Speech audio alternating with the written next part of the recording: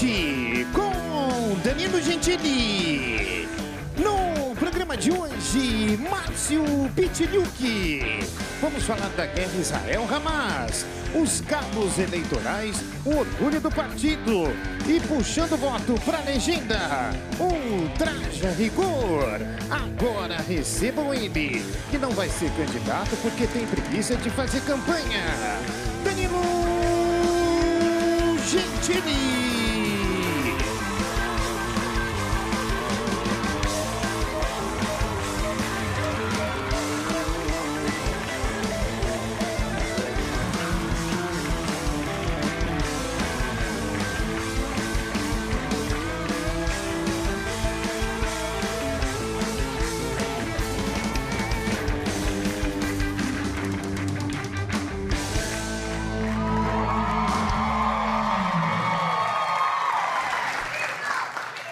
É de noite, estamos no ar.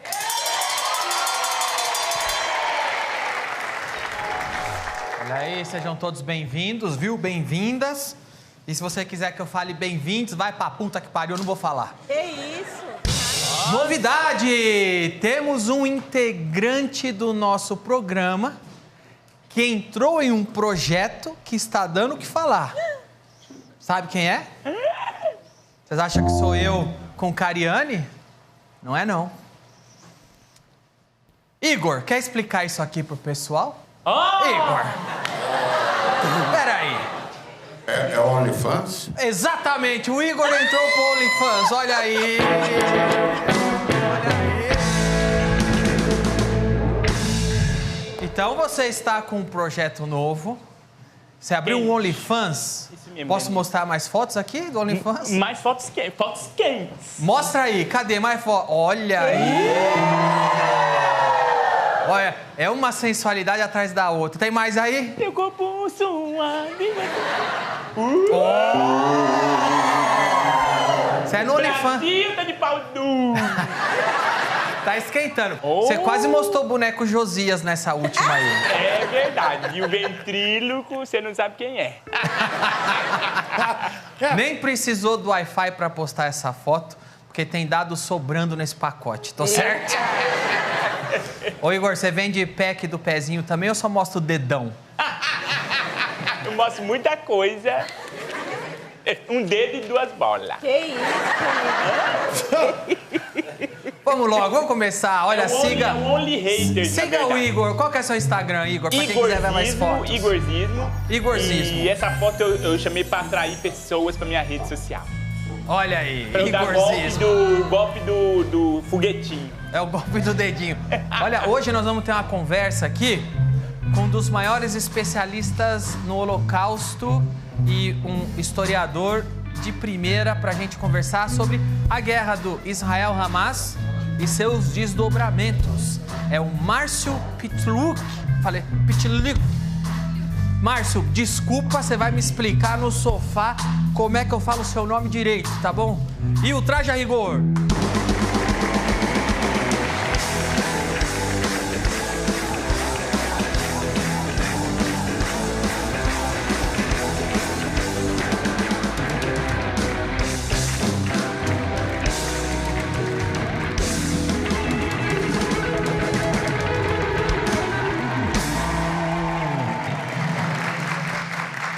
Vamos para a entrevista. O nosso convidado, hoje é terça-feira, amanhã é quarta, depois quinta, depois sexta. É assim que é a semana. E nessa terça vamos convidar o historiador, escritor, especialista de uma das passagens mais nefastas da civilização, que foi o Holocausto. Ele vem falar do novo romance, O Engenheiro da Morte. Vamos aproveitar também e conversar sobre a guerra entre Israel e Hamas e seus desdobramentos, não é? Chama ele, Diguinho. Márcio Pitiliuk.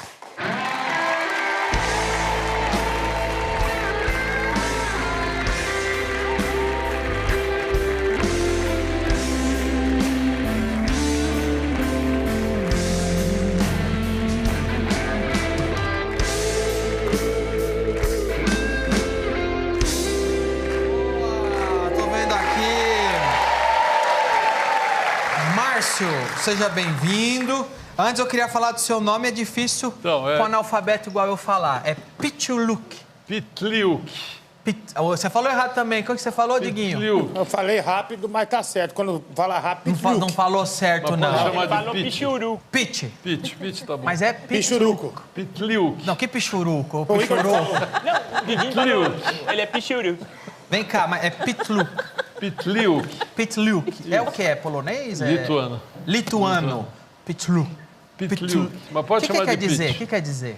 Pitliuk é quem trabalha com moinho. Com moinho. Seria como Miller, moleiro, quem trabalha com moinho. Boa. Moedor, não. Moedor de trigo, né? Moedor de trigo. Boa. Márcio Pitt, pode Pra ser? fazer vodka. Boa. Pô, boa profissão. Essa aí faz a alegria de muita gente. Você é um dos caras que mais manja de holocausto, antissemitismo, tem alguns romances escritos. Seu mais recente é O Engenheiro da Morte, esse daqui, certo? É baseado em fatos reais ou é ficção? Baseado... Eu conto a história da participação de grande parte da elite alemã no Holocausto. Como é que eles ajudaram Hitler a subir no poder, financiaram o Partido Nazista. Empresas estão aí até hoje? Muitas estão aí até hoje. Essas empresas já eram grandes indústrias antes do nazismo ou se tornaram durante o nazismo? Elas eram grandes, cresceram muito por causa do nazismo, muitas porque roubaram empresas de judeus e aí foram crescendo, porque iam roubando as empresas dos judeus na Alemanha. Então iam virando grandes conglomerados. Então o antissemitismo era conveniente também? Muito, muito. Não era só uma ideologia, existia conveniência financeira nisso também. Por exemplo, a Porsche, né? O Ferdinand Porsche tinha um sócio judeu.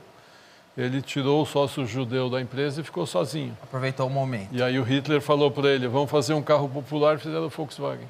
Olha só.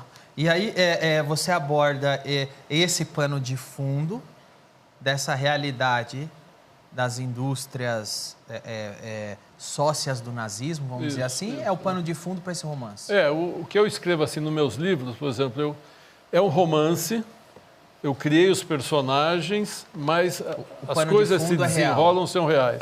Perfeito. A fabricação do gás, por que fizeram os campos de extermínio, os fornos crematórios e como é que as empresas colaboraram. E aí tem aqui o alpinista. Alpinista. Então, o alpinista é uma alpinista social.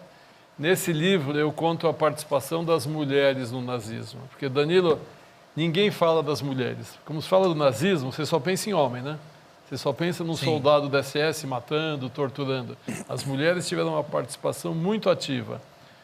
Passiva e ativa. O que eu chamo disso? Vamos dizer ativa porque trabalharam em campos de concentração e extermínio, ajudaram a selecionar quem ia ser morto, quem ia ser feito experiências pseudocientíficas, torturaram crianças também, muitas fizeram ataques sexuais contra as mulheres. Então, as mulheres tiveram uma participação tão ruim quanto os homens, e as passivas que eu chamo, como é a personagem do livro, eram as mulheres ou as amantes dos nazistas. Porque um campo de concentração, um campo de extermínio, gerava muito dinheiro lá dentro.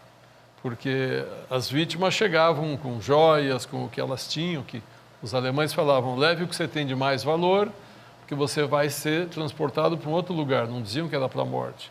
Quando chegavam nos campos, os nazistas roubavam tudo para mandar para a Alemanha. Mas um governo como o nazista era um governo amoral, aético, então tinha muita roubalheira. Então eles roubavam casacos de pele das vítimas, joias, para dar para as amantes. Por isso que muitas mulheres queriam trabalhar nesses campos. Ganhavam muito dinheiro, se davam muito bem. Sabe que uma vez eu vi alguns vídeos de uma mulher específica, eu não tive o preciosismo de guardar o nome dela, mas era uma alemã específica que era mais sádica até que alguns homens que tinha lá. Eu não sei se você sabe o nome dela. Teve muitas. É que essa foi a Hitler Irma Grise. Provavelmente essa. Irma Grise essa era sádica. Isso. Essa torturava. Tinha uma, Ilse Koch. Eu fui com o SBT para a Alemanha, para a Polônia tem 2 meses, levar o pessoal para conhecer tudo. Nós fomos num dos campos Majdanek, que a Ilse Koch era a esposa do comandante e ela tinha um hobby macabro. Colecionava tatuagens. O que ela fazia? Quando chegavam prisioneiros, chegavam vítimas em Maidan, que é o campo, ela pedia para ver todos os prisioneiros, quem tivesse tatuagem ela mandava matar, para depois arrancar a tatuagem e colecionar. Ela colecionava pedaço de pele. Pedaço de pele humana com a tatuagem. Então, essa que eu estou citando era conhecida como a hiena de Auschwitz, era o apelido dela. Depois eu pego o nome dela talvez aqui. seja a Irma Grisi. Irma Grisi. A Irma Essa Grisi, mesmo, isso mesmo, isso mesmo. Não faltaram malucas, viu? Agora aqui é o homem que venceu Hitler. Esse é mais levinho. Esse é mais levinho. Esse aí é sobre uma polonesa cristã que salva um judeu que esconde ele em casa e ele acaba se salvando. Depois de 50 anos, o filho dele volta para a Polônia para tentar descobrir quem era aquela mulher e tem uma surpresa fantástica na... Falando nisso, tem um filme que tá para sair com o... Pô, como é que eu esqueci o nome daquele inglês lá, velho? Anthony Hopkins. Uhum. Que ele faz o papel de um vídeo que é muito famoso. Um senhor que estava num programa, acho que na Inglaterra, no auditório, e ele não sabia. E no programa, todo mundo da plateia era descendente de judeus que ele ajudou a escapar, ou a preservar. É um vídeo bem conhecido esse. Sim, que é o transporte das crianças da Tchecoslováquia para a Inglaterra. Exato. É fantástico esse vídeo. E fizeram Você viu na internet? Não, o vídeo real tem na internet, que é o trecho do programa. Sensacional. Só que eu vi o trailer que está para sair esse ano, que fizeram o Anthony Hopkins no papel desse cara. Ah, tá. O filme, a história, a dramatização, tá para sair com o Anthony Hopkins no papel. É esse ano. É, do Kindertransport. Transporte de crianças. Exato. Pouco antes de começar a guerra, isso foi antes de começar a guerra, permitiram que alguns trens saíssem com crianças. E o trem desse cara, se eu não me engano, saiu da República Tcheca, na época da Tchecoslováquia, levando centenas de crianças para a Inglaterra, que se despediram dos pais, nunca mais viram os pais foram assassinados pelos nazistas. Essas crianças foram para a Inglaterra, foram adotadas em casas de famílias. Isso que você está contando, acho que aconteceu talvez 50, 60 anos depois. Exato. Está todo mundo num auditório, ele não sabe por que ele está lá, porque ninguém avisa para ele. E aí falam para ele que ele está sendo homenageado por causa disso, todo mundo se levanta, são as crianças e são os descendentes dessas crianças que foram salvas por ele. Vamos colocar esse vídeo aí para quem está em casa ver. List of all the children. This is Vera Diamant, now Vera Gissing. We did find her name on his list. Vera Gissing is with us here tonight. Hello, Vera. And I should tell you that you are actually sitting next to Nicholas Winton. Hello. Can I ask, is there anyone in our audience tonight who owes their life to Nicholas Winton? If so, could you stand up, please?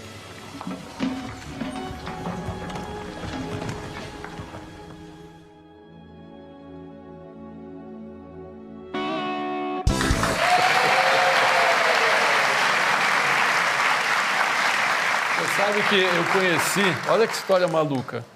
Eu entrevistei muitos sobreviventes já, muitos. Estou lançando o 3º livro com depoimentos sobreviventes. Quinta-feira agora, dia 9, eu lanço o 3º livro. Entrevistei uma senhora, infelizmente ela faleceu. Ela também participou de um desses transportes. Ela saiu da Alemanha, ela morava na Alemanha e foi para a Inglaterra.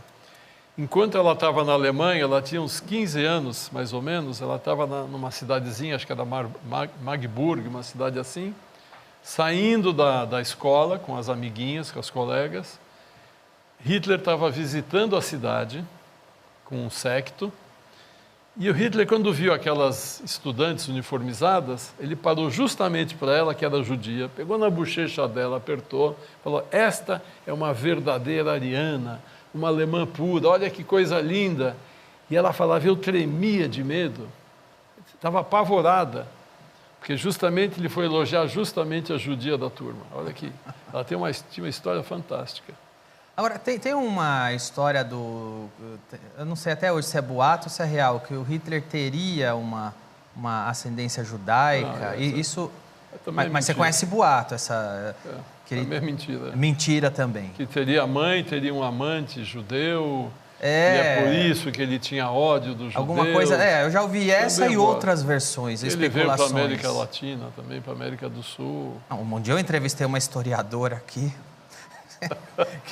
que falou que o Hitler morava... Diga. Desculpa. Botava Ela trouxe... trator no- Ela trouxe... Essa história, não sei se você viu, eu posso mostrar um trecho. Mas ela trouxe pedaço do osso do Hitler para ver. E ela conta a história, mostrou a foto, que o Hitler estava, acho que em Mato Grosso do Sul, não era Paraná, alguma coisa assim. E ele era conhecido como o alemão do posto. E ele Colocava gasolina nos carros. era irmão tal. do posto, e ele casou com uma negona. O Hitler mudou, hein? O Hitler... Dá uma comédia boa, hein? O Hitler Dá um mudou. stand-up bom. Tem aí ou não? Tem aí um trechinho? E a prova principal que Hitler esteve no Brasil. É essa foto aqui. Essa foto, Esse é o Hitler? depois do acidente que ele teve com o trator, entendeu? Mas esse é o Hitler. Esse seria o Ele Hitler. tá de boas, curtindo a mulatinha. Tá aí. É o alemão do posto. Agora, a verdade é que o América do Sul, principalmente a Argentina, recebeu muito... Muitos. Tem muitos nazistas. Na Argentina, o mais famoso foi o Adolf Eichmann, que foi sequestrado pelo Mossad.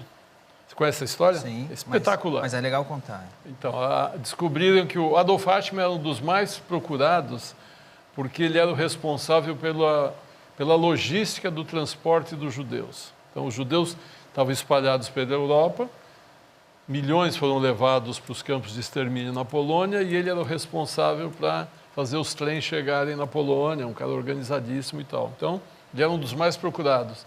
Ele foi descoberto na Argentina na década de 60 e naquela época a Argentina estava com o governo do Perón, que era fascista, que recebia os nazistas. Israel falou, se a gente avisar o governo argentino, eles vão, ou não vão prendê-lo, ou vão deixar ele fugir. Então o Mossad, o Serviço Secreto de Israel, montou uma operação fantástica, tem até um filme na Netflix sobre isso, que é muito bacana e tem um livro muito bom. Aí o Mossad foi para a Argentina organizar o sequestro dele.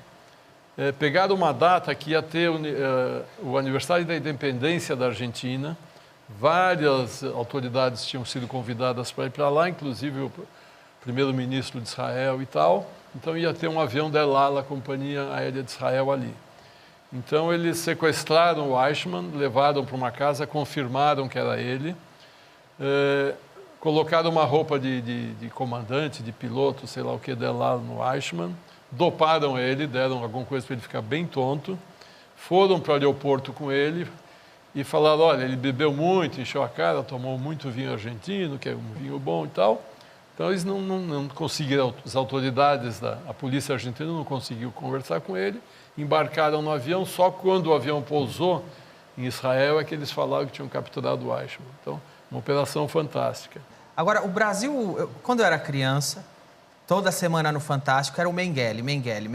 O Mengele morreu no litoral de São Paulo. Morreu afogado em Bertioga. Eu lembro quando eu era criança, falava Mengele, eu era bem criança, Mengele morreu.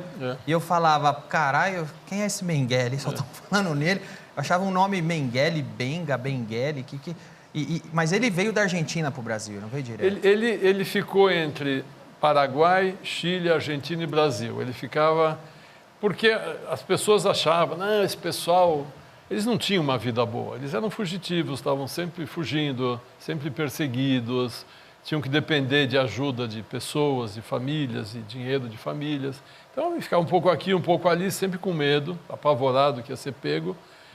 E o Mengele eles não sabem se teve um infarto, alguma coisa, ele morreu afogado em Bertioga. Anos depois, foi descoberto que ele estava enterrado num cemitério em Embu, na época do delegado Romeu Tuma, da Polícia Federal, né? Eu me lembro disso também. Ele que foi lá... Da ossada do Mengele. Da ossada do Mengele. Desenterraram, ele estava... O nome do túmulo era de uma das pessoas que escondia ele, que emprestava passaporte, documento para ele. Então, no túmulo estava o nome desse alemão, que eu não lembro agora. Aí fizeram... Não existia DNA naquela época, faz alguns anos. Foi a arcada dentária. Arcada dentária, que levaram para a Alemanha, para Israel e tal, e confirmaram que era o Mengele. E teve um caso muito maluco do Franz Paul Stangl. Esse é bacana também. Você conhece essa história? Não. Pouca gente conhece, mas é fantástica. O Stangl, ele era austríaco, né? E ele entrou na polícia da Áustria, depois ele entrou no Partido Nazista da Áustria, quando o partido ainda era clandestino. Quando a Alemanha incorpora a Áustria, aí o partido ficou oficial, ele vira um cara oficial. E ele é um cara que queria subir na vida, a mulher dele incentivava muito, vamos para frente, vai para frente, porque ele não era nada, ele não tinha estudo, nada. E ele acaba subindo, ele primeiro vai cuidar da segurança do projeto T4. O projeto T4 era o projeto de eutanásia forçado na Alemanha nazista. Os nazistas achavam que o alemão tinha que ser uma raça perfeita, quem tivesse doença física ou mental devia ser assassinado, para não passar o gene adiante. Ou seja, existia a higienização dentro do próprio povo ariano, o próprio povo alemão se higienizava. Essa palavra que eles usam, higienização da raça. Exatamente. Então ele cuidava da segurança desse projeto. E ali mataram dezenas de milhares de alemães, crianças, adultos, o que fosse. Aí existia um campo de extermínio na Polônia chamado Sobibor. Era um campo onde assassinaram 400 mil judeus em poucos meses.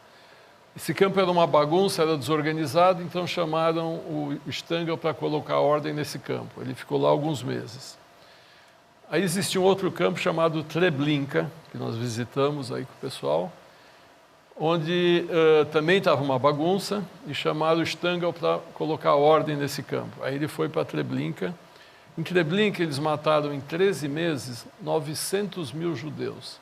Era um campo de extermínio. O campo de extermínio era um campo só para assassinar judeus.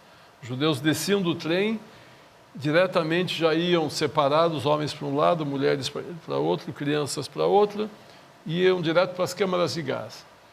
Um vagão com 1.000 pessoas, 5.000 pessoas, até 10.000 pessoas, em 3 horas estava todo mundo morto. Era uma indústria.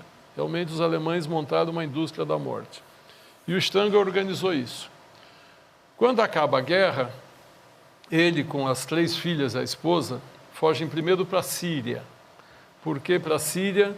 Porque o governo do atual presidente, na época era o Hafez Assad, agora é o Bashar Assad, eu acho, estava organizando um serviço de segurança, de tortura, tudo isso, precisava de um cara competente nessa área e convidou o Stangl para ir lá. Então o Stangl foi para a Síria, ficou lá alguns anos, só que ele tinha uma... Que absurdo, não é? Absurdo total. Tudo olha, preciso de um profissional que saiba matar com maestria muita gente. Contrate ele. Contrate um nazista. Contrate um nazista que você está bem servido. Aí o Stangl foi para lá. Depois de alguns anos, ele tinha uma filha maravilhosa, linda, linda, linda. Um ministro falou, Stangl, quando sua filha virar mulher, eu vou casar com ela. Porque era o sistema muçulmano em que promete a filha. Promete a filha. Ele falou, eu preciso fugir da Síria. Ele fugiu da Síria e veio para o Brasil. Com nome verdadeiro. Nome verdadeiro. E ficou aqui, trabalhando na Volkswagen.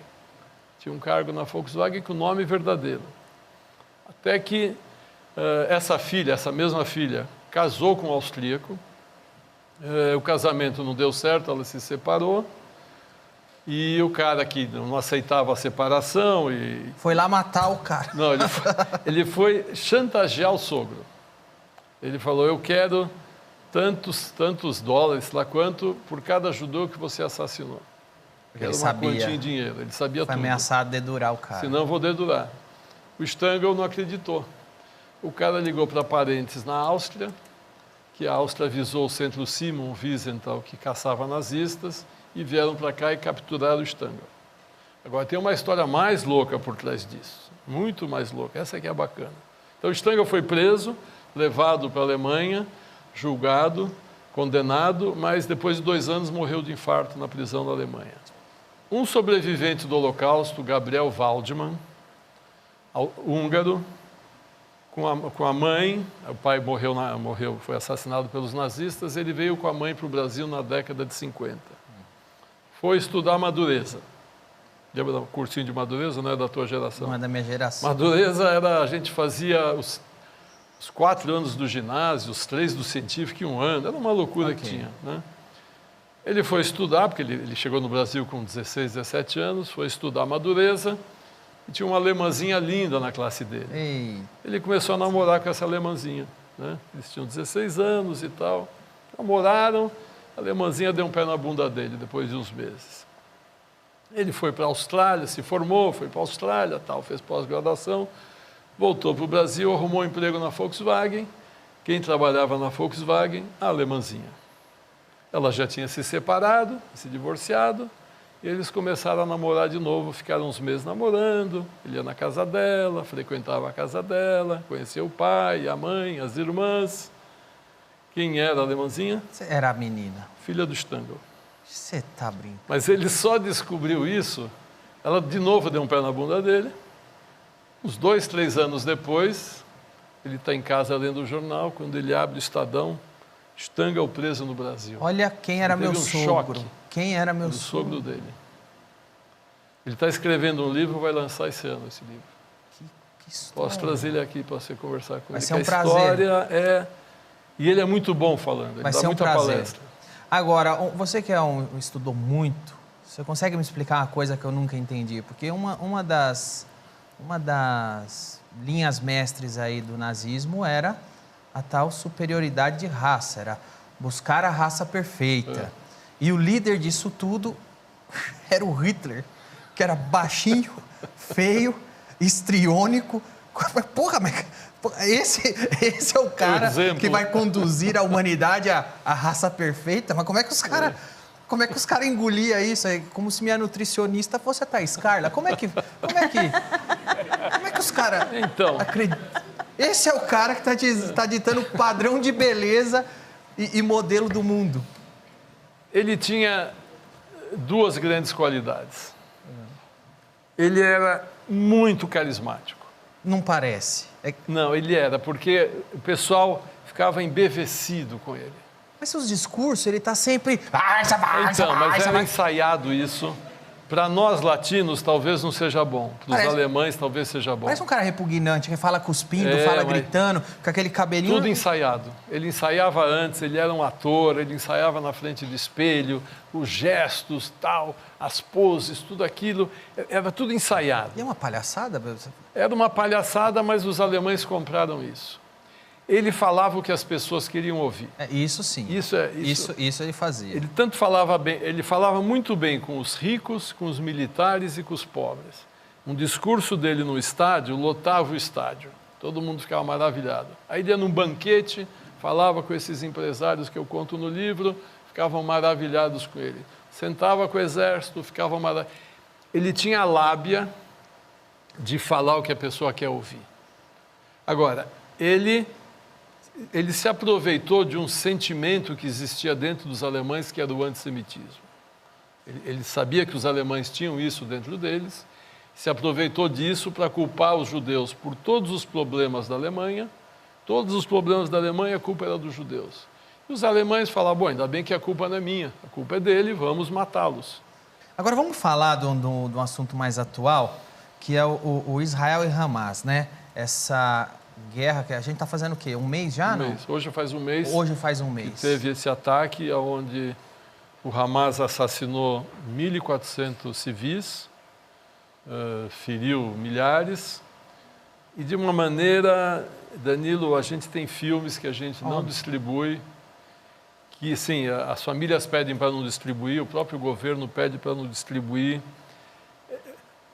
Eles chegam a um absurdo de colocar um bebê no forno enquanto seguram a mãe viva. Quer dizer, o Hamas é pior que os nazistas, porque o Hamas fez violências de decepar pessoas vivas, de cortar crianças vivas.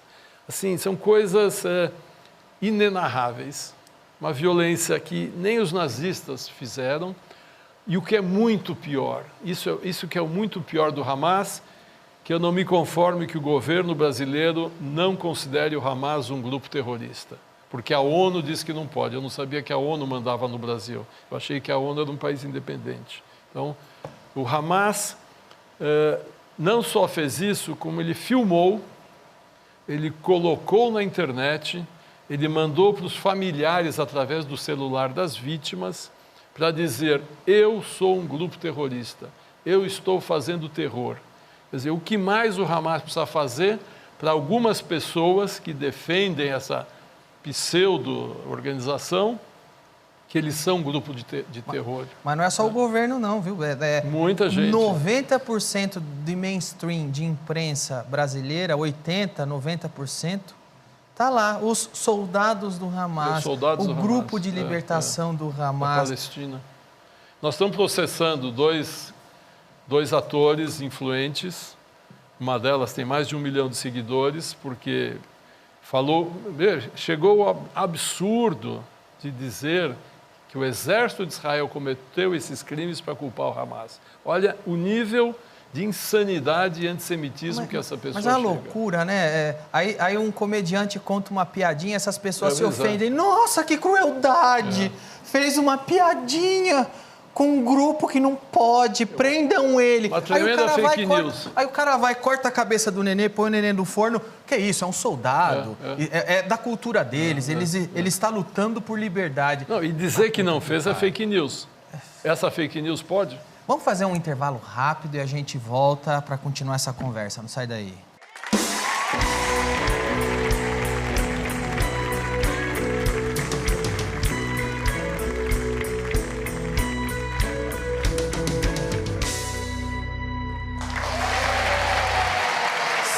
De volta, escritor, historiador. Eu vou falar certo. Márcio Pitliuk. Quase. Márcio Pitliuk. Márcio Pitliuk. Márcio Pitliuk. Pitliuk. Márcio Pitliuk. Agora sim. A gente estava conversando aqui antes do intervalo que você disse que o Hamas comete atos piores que os nazistas. É que eu acho que os atos dos nazistas eram cruéis dentro de uma racionalidade fria e moderna. O Hamas é barbárie pura. O Hamas é barbárie, é antes do que a sociedade ocidental se formou. Exatamente. É antes, é bárbaro, é barbarismo, é Gengis Khan. Exatamente. Entra no vilarejo e faz isso aí. Estupra, mata, decepa, põe a mãe para ver o filho. Exatamente. Isso. Você falou bem, que nem o Gengis Khan. Mas o que é pior, eles filmam para mostrar. Os nazistas escondiam os crimes. Esses campos de extermínio que eu estava te falando eram em florestas, eram longe das cidades. Os nazistas filmavam, mas escondiam os filmes. O Hamas voltou com 240, até agora a gente sabe que esse número, reféns, e exibiram na cidade, exibiram em Gaza os reféns, levaram cadáveres para Gaza. Tem um caso que eu conto também, que é o seguinte: os nazistas ficaram bombardeando Londres anos para conseguir conquistar a Inglaterra. Sim. Quando a guerra inverte, aí os aliados foram bombardear a Alemanha, fizeram um bombardeio em Dresden, que destruíram 2/3 da cidade, incendiaram a cidade inteira. A imprensa não ficou dizendo que, mas vocês não usaram o mesmo nível de violência, vocês foram mais violentos do que os alemães. E agora é o seguinte, quer dizer, se eles querem uma paridade de ação de Israel contra o Hamas, Israel não vai fazer essa paridade, porque Israel não vai estuprar as palestinas, Exato. Não vai decepar bebês palestinos, não vai cortar a cabeça de bebês, não vai queimar bebês no forno. Exato. Então, Israel não vai fazer a mesma paridade. Você tem soldados com armas indo para uma guerra que os caras começaram agora, um mês atrás. E você quer o quê? Que o cara dá flor? Mas você tem que dar um flor pro cara. Conversar. Você tem que conversar. Olha, é feio decepar neném recém-nascido, é feio. Mas a promessa de Israel é que vai exterminar o Hamas. Você acha que vai conseguir? O problema é que isso é uma ideia. Né? Exterminar uma ideia, você não extermina. A ideia é destruir Israel. Se acabar o Hamas, vai ter o Hamas do B, o Hamas do C, o Hamas do D. Vai ter outro nome, como tem o Hezbollah no norte, também apoiado pelo Irã. Por exemplo, esses terroristas, existe um serviço de inteligência de Israel para chegar lá no palácio do cabeça, lá no apartamento do líder que está lá no Catar, que está lá no Irã e cortar essa cabeça aí? Existe. Porque tem que ser um serviço de inteligência como para capturar os nazistas. Já aconteceu isso uma outra vez, mas no caso deles é muito mais difícil porque eles estão dentro do Catar, que é um país árabe que defende eles, que financia eles. Eles não são fugitivos onde eles estão. Não são fugitivos, eles não estão, exatamente. Não são igual os nazistas na América do Sul que estavam fugindo, eles não são fugitivos. Estão com uma segurança brutal para um cara do Mossad ir lá se infiltrar, chegar e matar. E não são suicidas esses agentes do Mossad. Esses jihadistas são suicidas. Para matar 10 crianças num ônibus, ele põe um colete com bomba e entra no ônibus. O cara do Mossad não quer morrer, então tem que matar à distância. É muito difícil, né? Agora, Israel pode até conseguir fazer isso com o tempo, mas o objetivo agora é resgatar os reféns, que nem se sabe onde estão, quantos são, quantos estão vivos, que também tem isso. Começou com 200 reféns, depois descobrindo que era 220, já estão falando de 240. Quer dizer, o mais importante é salvar esses reféns. Você imagina, Danilo, teve um caso que a gente viu esse filme, foi exibido pelo Consulado de Israel. Esses terroristas do Hamas entraram num kibbutz, né? Começaram a atacar o kibbutz. Um pai ouviu o tiroteio, saiu carregando 2 crianças de 7 e 10 anos, mais ou menos. O que é kibbutz? Kibbutz, hoje em dia não é mais um que a gente ainda chama, mas kibbutz foram fundados em 1910, 1920 em Israel, pelos imigrantes que fugiram do antissemitismo na Europa, né, da Polônia, da Alemanha, da Rússia, da Bielorrússia e tal, foram para Israel para construir sua pátria. São comunidades... Comunidades que eram absolutamente socialistas. Né? Um ajudando o outro, todo mundo ganhava exatamente igual. Isso até os anos 70 ainda sobreviveu. Depois começou a perder essa característica e hoje o kibbutz é uma comunidade agrícola, mas não tão dessa maneira. Alguns viraram bairros lá em Israel. Esse que eles atacaram, começaram a metralhar todo mundo, um pai ouviu, pegou os 2 filhos, estão os 3 de cueca no filme, que eles foram pegos de surpresa de manhã cedo. Correram para um galpão, que pode ser uma garagem, alguma coisa assim. Um terrorista jogou uma granada no pai e nas 2 crianças. O pai protegeu com o corpo as crianças, foi morto. As crianças fugiram tremendo com o barulho. Um dos meninos está com o olho sangrando, que ele fala, não estou enxergando, não estou enxergando. Deve ter perdido um olho, provavelmente. Um terrorista pega essas 2 crianças, leva para dentro da casa deles. Olha a loucura dos caras. Bota os caras sentados no sofá, as crianças apavoradas, tremendo. O terrorista abre a geladeira, pega uma Coca-Cola, bebe a Coca-Cola na frente das crianças. Crianças apavoradas, termina de beber sua Coca-Cola e levou as 2 crianças como reféns. Você imagina o estado psicológico dessas 2 crianças. Estão há um mês, se estiverem vivas, estão há um mês na mão do Hamas. O Hamas fala árabe, eles falam hebraico, essas crianças não se comunicam. Viram o pai ser assassinado. Esse menino com o olho sangrando, não se sabe o que aconteceu. Deve estar se estiver vivo, deve estar num estado lamentável. Meninas que estupraram, sabe, foram muito violentadas, foram levadas como reféns, quer dizer, não foram nem tratadas, nem cuidadas. É barbárie. A barbárie total. Estão lá em Gaza, dentro de um túnel, não se sabe aonde. Quer dizer, mesmo esses reféns, coitados, se conseguirem ser soltos, você imagina o trauma dessas crianças. Tem bebê de 1 mês que foi sequestrado. Estava mamando ainda. Quer dizer, se alguém vem falar para mim que o Hamas defende a causa palestina, eu mando para aquele lugar. Que não é possível uma pessoa ser tão antissemita, odiar tantos judeus, só pode ser isso, a ponto de dizer, não, mas o Hamas fez isso em nome da causa palestina. Eu queria que sequestrassem a filha dessa pessoa, estuprassem ela de noite, ver se ela ia defender o estuprador do crime que ele fez. Quer dizer, não dá para aceitar esses comentários. Por isso que a gente tem processado muita gente e vamos continuar processando. Márcio, obrigado pela conversa hoje, tá bom? Obrigado. Tá aqui. Lembrando aí, ó, o trabalho mais recente do Márcio, um engenheiro da morte, tá bom? Foi um prazer falar com você.